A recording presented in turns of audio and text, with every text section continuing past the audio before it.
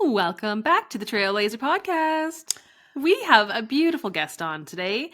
Her name is Gemma James-Smith of Bayfield Lavender Farm, and she's just a beautiful human in general. I think we really appreciated her vulnerability and honesty from her story. So, yeah. I guess she outlined how she had found her way to the farm. And, we have talked with so many women whose foray into living on the land has been different. And Gemma is no different with that. Her story, I mean, she arrived there without even owning a pair of rubber boots and really was, starting Fresh from the city. starting from scratch. Yeah. But so it's a great story. And we trickled in through all the little ways that made her unique. And I think you're really going to enjoy this. Yeah. So this is a follow-up. She wrote an article in issue 15 called An Unexpected Bloom. And so, like Jan said, she outlines how she came from the city fresh to the farm, and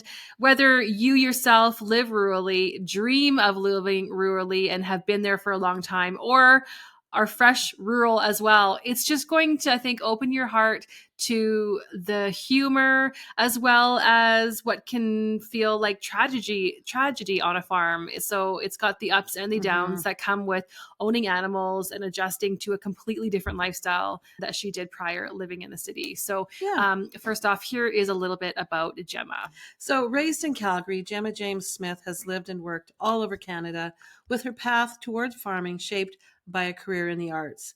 After moving to Huron County, Ontario in 2017, she began building Bayfield Lavender Farm from scratch. She's been selling her lavender wares locally since, and in the summer of 2023, the farm opened to visitors for the first time.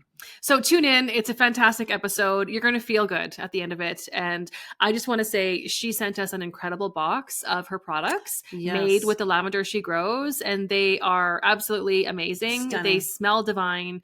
And we've been using them all over our bodies, different oils and rubs and roll-ons. So shout out to Gemma, and here's your episode. Enjoy. Gemma, welcome to the Trailblazher Podcast. We're so excited to chat with you. But first of all, welcome to this cool space where we get to dive in deeper to the lives of real women. So how are you doing today? I'm doing great. I'm really just so happy that you wanted to talk to me. Well, why not? It should be no surprise. We absolutely loved your article in issue 15, Summer. And I think so many women are going to relate to this. And we're going to dive into the story, but just the gutsiness, the resilience, the fortitude, resourcefulness of what you turned that whole experience into, coming from the city into rural. So before we dive in, tell us who you are. What do you do? And where are you? Well, I'm Gemma. I am now a lavender farmer. I started at Bayfield Lavender Farm. I would say it started in 2018 when I planted my first plants, but it was a surprise to me. I never thought that I would be doing this in my life. It was never on the table at all, because I grew up in the city. I grew up in Calgary, and I lived a lot of my adult life in Toronto and Montreal, and just I was working in the arts.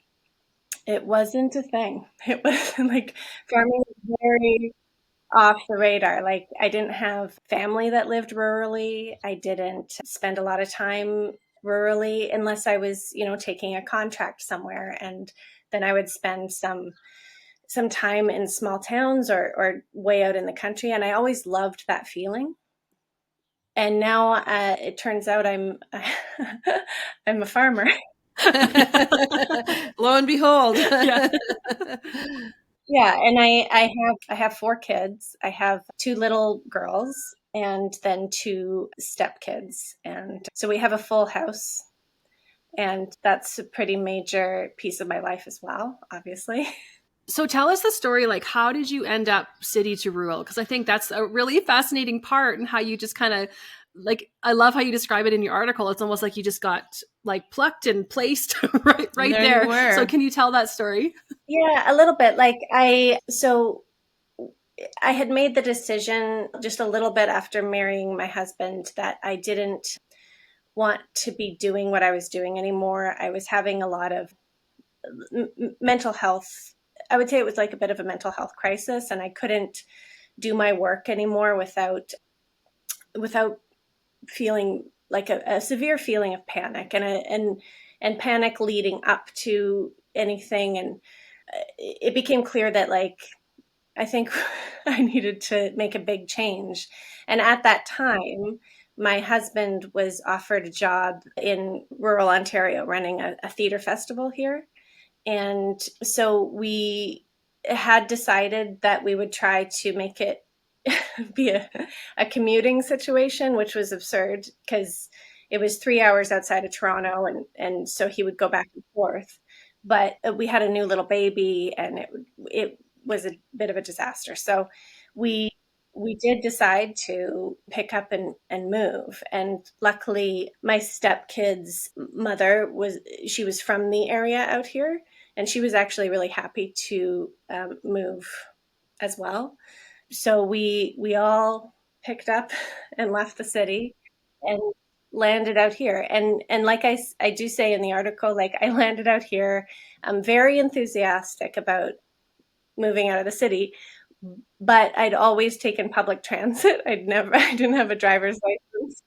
I really I really was sort of plucked out and dropped down because, like you get dropped in the middle of a field with a house and no means of transportation and a little baby and no, rubber boots.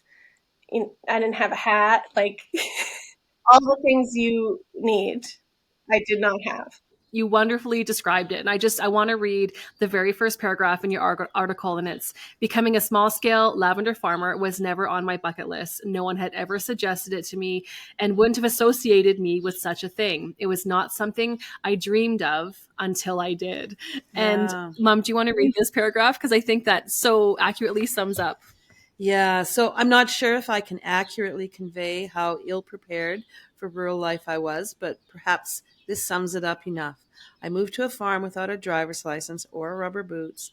I'd never operated a tractor, collected an egg, or grown anything from seed. I'd left behind my friends, seemingly my career, and my public transit. And though it had all the makings for a classic sitcom trope, I was, surprisingly, taken with this new lifestyle immediately. So, gosh, like, what were some of the first things that you did? Obviously you got some rubber boots, but, how did that all, how did it come together? So we got out here. The first thing I did actually was plant a garden. And we'd had sort of a small garden on our cement pad in Toronto. Like it wasn't really a garden. It was like an attempt. But the first thing I did was I planted some vegetables. And then, a few months later, I was looking up, how do I can these vegetables? Like I went into sort of this mode, and maybe somewhere in the bloodline, like my grandmother was channeling herself into me, because she did grow up on a farm. My grandparents did. They were farmers in Alberta.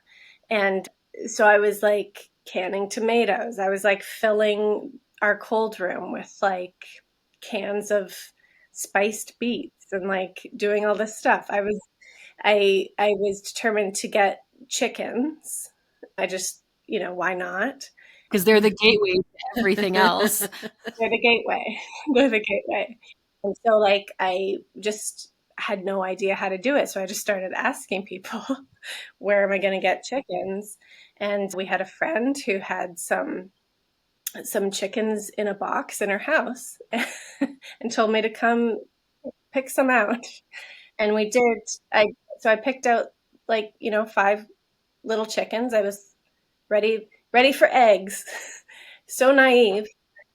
And these little baby chickens came home, and we got eggs many months later, obviously, and only from 2 of them, because the other ones were all roosters. And we learned that the hard way, because they tried to kill each other. And so tell us the story, like, where does lavender come in? Can you tell that story of how, because it has such a significance, I feel, in transforming you, not only as, into a business for you, but as a woman, like this was a whole like inward journey, was it not? Like this whole side. So how did that come about? Well, when we moved onto the farm, part of the challenge was that a lot of our land here had just gone to be tall grass. It had been let go for quite a long time. And as we were, cleaning up and sorting through everything, I came upon this patch of lavender that had been planted probably a few previous owners before, but it was really overgrown. It was so thick, there was like trunks on it. It was like something I had no experience with, and I was like, okay, lavender, great. We'll just leave it here, see what happens. And then that July, it had this beautiful prolific bloom, like just like, even though it was all scraggly, just these amazing stems of lavender came up, and I had never really had an experience with lavender before. Like I'd maybe had like a small little shrub in a garden long time ago, but I was really taken with it, and I was really blown away by the scent and sort of the effect it had on me, which was, I would say it did like relax me. And so because it was so prolific, I harvested it and just sort of on a bit of a whim signed up for like a Christmas market, like a craft market. And I made some lavender crafts with it. And there was just so much enthusiasm from people about it locally that I sort of started making more things outside of the Christmas market and just sort of selling or exchanging things with people. It was like a way in also to the community. And that's when I started to feel like, wouldn't it be nice to have more lavender? Yeah. And so from those original plants, which I knew were here a long time and had obviously survived a lot and were quite hardy to this area, I decided to propagate those plants. And so those plants were the first plants that I started with. And they've really served me well. They produce a lot. How many years ago is this? So are we going back? Is that 2018? 3 years? So 2018 is when I propagated my first plants, I would say. But I only decided to open the farm last year. It was always sort of in the back of my mind to open the farm to the public, to have people be able to come in and see what's happening here. But I didn't have a firm plan until early last year. I pulled the trigger, and we did a lot to get ready. How did it go from that to like a full-fledged business and lavender farm, and like what all do you offer under that umbrella now? When I opened the farm last year, I really wasn't sure if anybody, it was a risk. I was like, I don't know, come see what I did. If you build it, they will come. I don't know. Yeah. And then people showed up, a lot. So that was it was like a really good confidence booster, just to know that this might actually work. And along the way, over the years, I have a number of local shops that I sell wholesale to, which is great, because that sort of helps keep everything going as well. And this year, which had always been my hope, I've been organizing some little events that are happening on the farm, just sort of slowly dipping my foot in that way. And so even though the farm is seasonal, there is a year-round element that I'm still working on. Tell us a little more about that. I'm really curious. What would you do for Christmas? What would you do in the new year? Well, the Christmas market is like something that I would love to do here at some point, but more so, I would love to hold workshops throughout the year on the farm. So like this year I'm doing like a lavender wreath making workshop and bringing somebody in to do some watercolors because my background is in the arts. There's that part of me that still wants to bring that to this community. So I really want to incorporate not only ways to use lavender year round and teach people what lavender can do and what the properties are and how beautiful it can be and how helpful it can be, but also it's hard in a rural setting sometimes to be able to find, how do I put it, art, I guess, to be able to find ways to, like, we're just still, even with my kids, like finding enrichment for them, sometimes we have to reach a little bit far.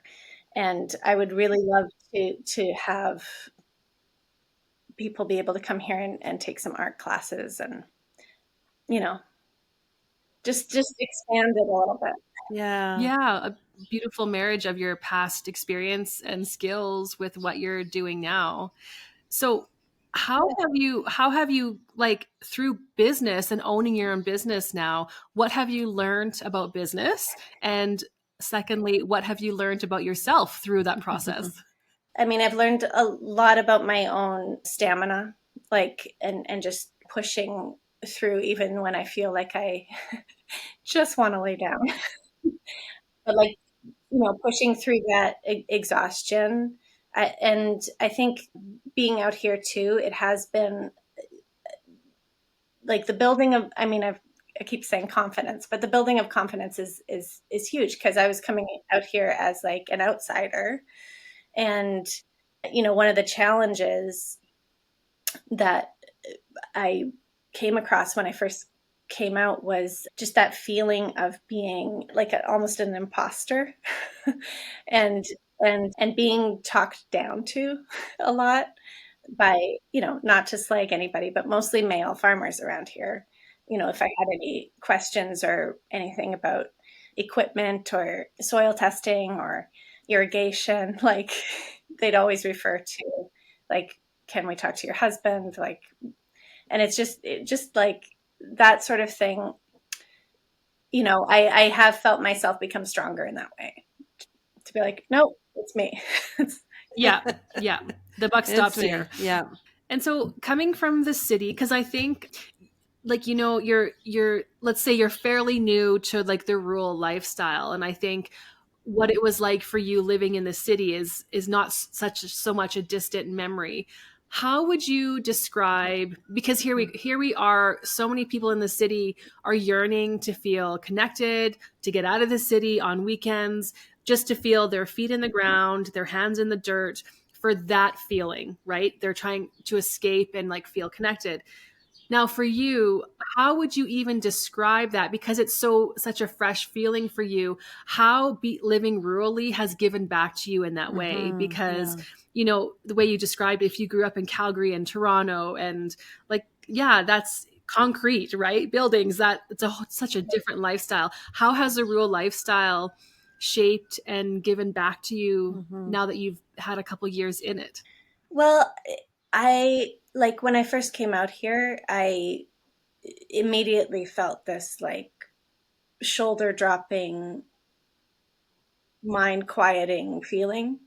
And I think that happens for a lot of people, as you say, getting away from the city. And that feeling is what I want to cultivate as well for people. Like not only cultivating and farming the lavender, but having this be a space where people can unplug and just be quiet. And maybe all you do here is come and sit and pay attention to what's around you, right? Like for me, that's been a big thing, is just paying attention to a butterfly for like 5 minutes, like paying attention to what the sky looks like or what the stars are doing. Like that's something that I was so disconnected from in the city. And I wasn't able to articulate that for myself because I didn't know. that I was so disconnected from nature, and it has completely changed my worldview, like my perspective on life and what we can do in one lifetime. Like it's it's been a real complete game changer for me. I love that. I love I that. love that. And how Yeah. about for your kiddos? Like that's a huge change for them as well. Yeah, I mean, I think for our boys who were a little older when we moved out here, they had a rough, not maybe rough's the wrong word, but they had there was definitely a a big shift, there was a lot to get used to. And they're great now. It's fine. And for our girls, they were born here basically. Our little 8-year-old, she was 1 when we moved out here. And then our 4-year-old was born out here. This is all she knows. So it's interesting because like I watched them growing up out here in a completely different situation than I had. like just doing like, just like crazy majestic, like playing princesses in a lavender plot, like while like butterflies and birds like fly around them. And it's sometimes I just have to like pinch myself and go like, actually, this is amazing, and you made that happen. I made that happen. Like, and yeah, so I love that my kids can grow up out here.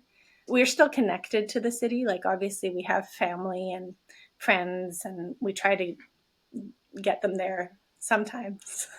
Now, Oh, that's so let's cool. talk about lavender, because I tried to grow it Yeah. myself years ago and failed miserably, and it has always been your favorite scent, but Yeah. never mine, until I smelled a real lavender plant and realized like all these artificial scents that are imitating it are nothing like it in natural form. Like it's always been your favorite. Yeah. Well, and the fact that I used to use it on you, maybe you associate going to sleep at night with Yeah. lavender, because I used to buy that spray. I used to spray it on your pillow. Yeah, I know.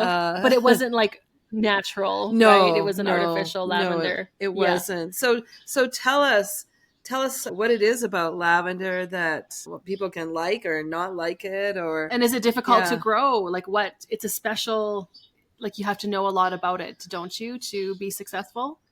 I do think growing it on a mass scale, like yeah, you need to know a few things. I would say as a plant that, so it is a perennial. It should come back every year. We here, right, like I think part of our success with it is our soil. We have very, very sandy soil where we're just like moments from Lake Huron. So our soil's like has really great drainage. And the thing that lavender really doesn't like is getting wet roots and like that don't drain. So I imagine in Alberta, whose winters I know well, you're probably gonna, unless you have really good drainage, those roots will freeze and hold water, and then that's what would probably kill it. But if you added a lot of drainage, you might be okay, and you could use a frost blanket to cover it.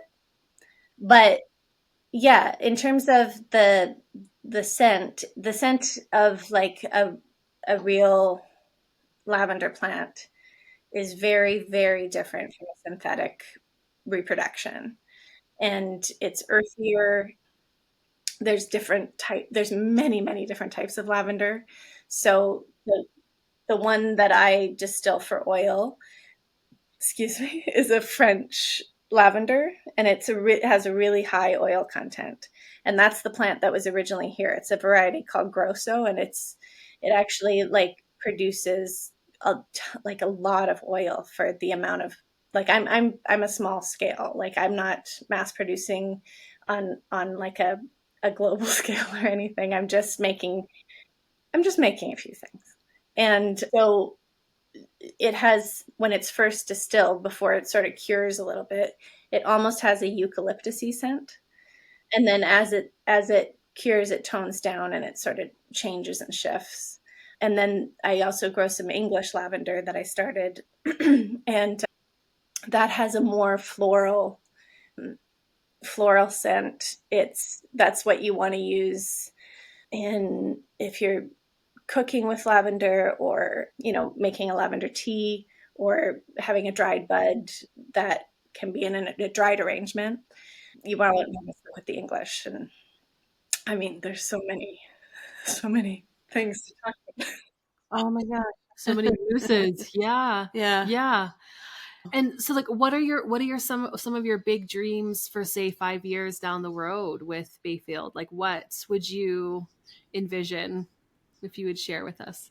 Like the things that I talked about before, like I'm still for myself working on being able to balance this situation with the rest of our life out here. And I'm still trying to find ways to calm down and ground myself. And like just on a big picture scale, that's what I want the farm to be, is a place to ground yourself.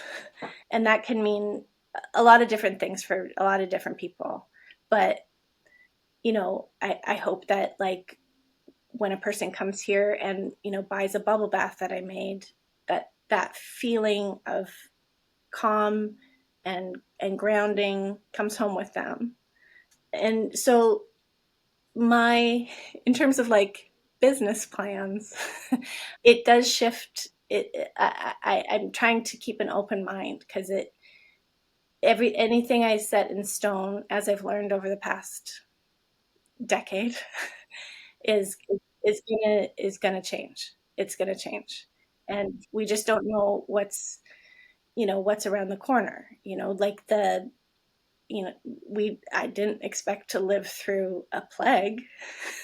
Like, so I think it's sort of important to recognize that anything can be thrown our way, and we'll have to adapt. It's also, just an interesting thing watching us move into this era of having the farm open, when, like, I don't know how it is out in Alberta for you guys, but the weather here has been bananas.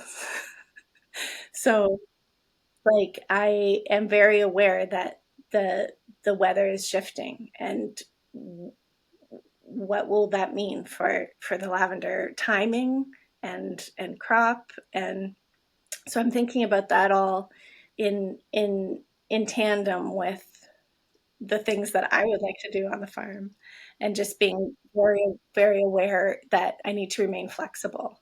That's a great place to be. Yeah, because there's so many variables that are beyond your control, right? And we can have all the plans that we want, and yet it might not be its timing. Yeah. I want to just dive into what you'd mentioned. So you're a mom, you're a wife, you're a business owner, and a farmer. So what are all the animals that we would find on your farm? Well, right now you're just going to find chickens and maybe my dogs. So this is one of those realities of farming. So in the past, we've had all these goats, and we brought them onto the farm, I guess 2019. And it was a beautiful learning curve, trying to figure out how to take care of livestock, and learning how to, milk a goat and birth some babies. And I make a really lovely lavender goat's milk soap. That's a thing I do, and it's quite popular. It's great. What we did learn, we decided last year that the goats that we had, who we've loved, were actually just too big to handle. They were quite large, and they were too big for the kids to help out with, and it was getting tough for me. They were like 200-pound goats. They're massive. And so we decided to size down, and we brought home these tiny, little, beautiful, lovely pygmy goats about a month ago. And I was so excited and so into them. And I might cry. We had to put them down because they arrived sick. Oh, Aw. so sorry to hear that. I'm sorry. Oh, yeah. Don't even apologize. Yeah, Yeah. that's hard. It's one of those things that, like, I never in a million years thought that I would get attached so hard. Like, I've been like so careful. Sorry. It's Yeah, okay. take a moment. Yeah, you bet. It's okay. Gosh. No, I've been so careful to, like, once we had the chickens who turned out to be roosters, I was like, oh, okay, I have to be a little more careful with my heart, because this is what it is. Like, having chickens die all the time. We've dealt with death on the farm before. The kids are used to death on the farm. It's just like part of that. What I hadn't dealt with before was illness with animals. And so it was a really tough decision. And that is one of those things that, like, I've just had to get used to. And I'm sorry for crying. No, don't Oh, apologize, yeah. please. I just stopped crying about it like 4 days ago. Oh, It's so tender. Yeah, and it's like that's the beautiful part about living rurally is we're so connected to life. And then the other flip side is we're so connected to death. I like feel you. Like I can feel, yeah, it sucks. I'm just sorry that happened. yeah. Yeah. Yeah. It really sucks because they were beautiful and perfect, and then they just started the farm they came from. They came here ill. So right now we're taking, you got to take all the precautions. We'll revisit our goat situation in a year. We're going to just give everything time to get the sickness out of the soil, disinfect everything hardcore. But that is an element of this whole situation that I also just didn't ever think I would be going through. Yeah. Totally, right? Yeah. Yeah. Yeah. Really. And how many did you have? We only had, like, our numbers have fluctuated over the years, but we started with 2 goats back in 2019. We ended up with 6, and when we sold them, we then brought home these little ones, and there were only 4 of them. But it's a big blow. Like, it's, once you make a, you know, investment of energy, and also make a cute video on Instagram, and then you know now like, I just don't. Yeah, it's funny too, like, that's a whole part of the farm that I didn't see coming, as well, like the business side of things, how deeply interconnected it is with social media, and having to, like, as I'm sure you both are, painfully aware of, like, you have to do it. You have to put yourself out there, and get all these, and try to get people to listen, and yeah. And I just hadn't, and I don't know that I will. Like, there's too much happening in the world to add on, like, my experience with goat death. I don't know that I need to get out there and talk about it, but I might later when I'm more emotionally stable about it. Yeah. Once you've had some time to heal. Totally. Totally. Yeah. And so where I was going with that question was, do you believe that balance is something that is attainable, or is it just you're in this season of life? Because we hear this all the time, right? Like, and I can't imagine how busy you are. I'm in a similar boat, right? We've got, with my partner, a 6-year-old. We're on the farm. We've got 40 chickens, we're running a business, and then life, and it's a lot. And I'm just picking up on that sentence that you said about feeling calm and grounded. So is this a constant, I don't want to say challenge, but is it a constant search for that state amongst all of the busyness and roles of your life? It is a constant search. And like, I learned a hard lesson over the winter. Like, I worked really hard last year, but I started the farm opening just by myself. I didn't hire anybody to help me. I don't know why I did that. I don't know why I thought I could do that. So like halfway through the season, I brought in like a very wonderful unemployed friend to help me, who's now like my rock. But I think there was a little bit of a bug in my head about it's not authentic if it's not like just me doing everything, like, which is bananas. Like, that's crazy. But I did work myself into the ground, and over the winter I got very sick, and I ended up having to have an emergency surgery. It was like I had a lot of complications after that surgery, and I just had this couple months of just like having to reflect. And luckily that was January, February, not like right now. But it did make me go, okay, yes, you can still have the farm. It's okay to have help. And it's also okay to take time for myself. Like, that's something that I hadn't been doing last year, which I had been able to do before because I didn't have this business that was open and, you know, people coming to the farm all the time. And I had to really take a chill pill. So I've been adopting some more things just besides lavender into my sort of daily practice. Like, I'm trying to meditate for the first time, like seriously meditate for the first time in my life.